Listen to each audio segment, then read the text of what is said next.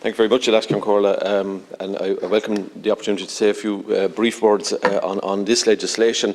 Could I say from the outset that I start from the position that I believe that everybody, collectively in this House, the Minister and Government included, and all of the outside bodies, NEFIT, NIAC, Department officials, are all starting from endeavouring to do their best. But that doesn't mean that we are infallible. And it is the case that with regard to a virus that has, despite our best efforts, been extremely challenging, not just for us, but globally, obviously the responses that we've had to take at various different times have had to change.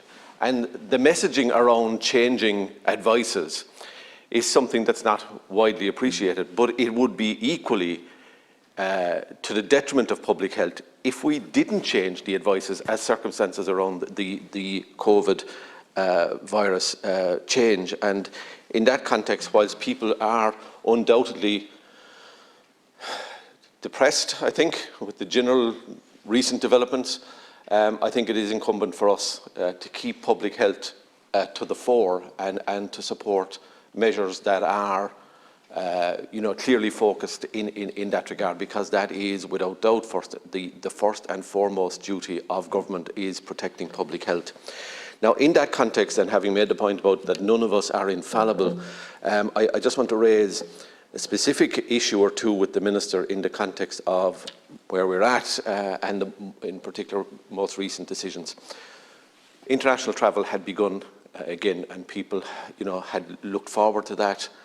But there are a cohort of people now who are out of the country, who are caught midstream in the context of the advices that are changing. And I understand that regulations around this are yet to be finalised. But there is a case, surely, Minister, for people who had departed the country for a week's holidays or a fortnight's holidays, who are now attempting to return to the country, to be exempted from these regulations as they had departed in good faith under a set of circumstances and regulations that changed whilst they were abroad.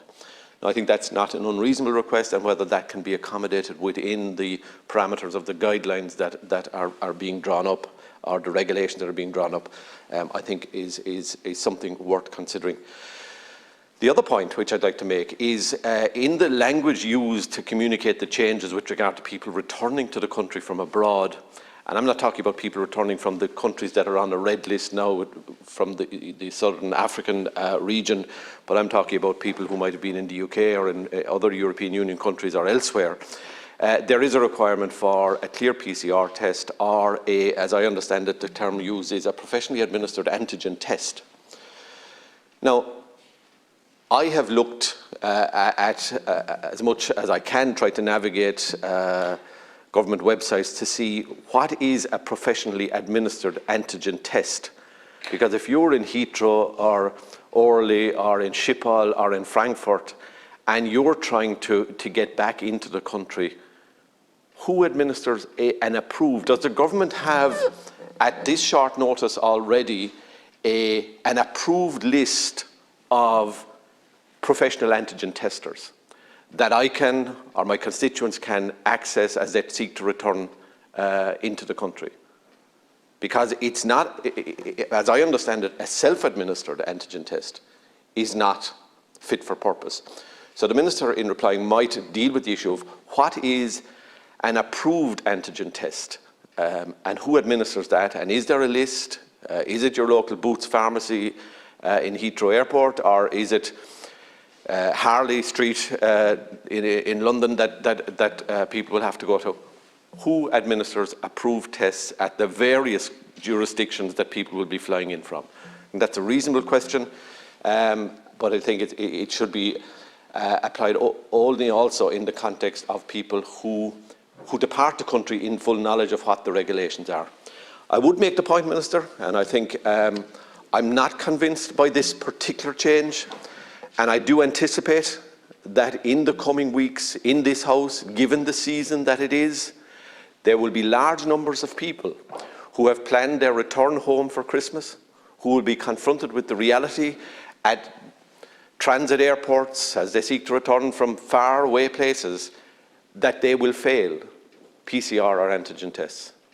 And we will be, the floor of this chamber will be dominated by deputies representing their constituents who are saying their constituent is now in Heathrow, is now in Amsterdam, is now in Frankfurt, having tried to come home from New York, Sydney,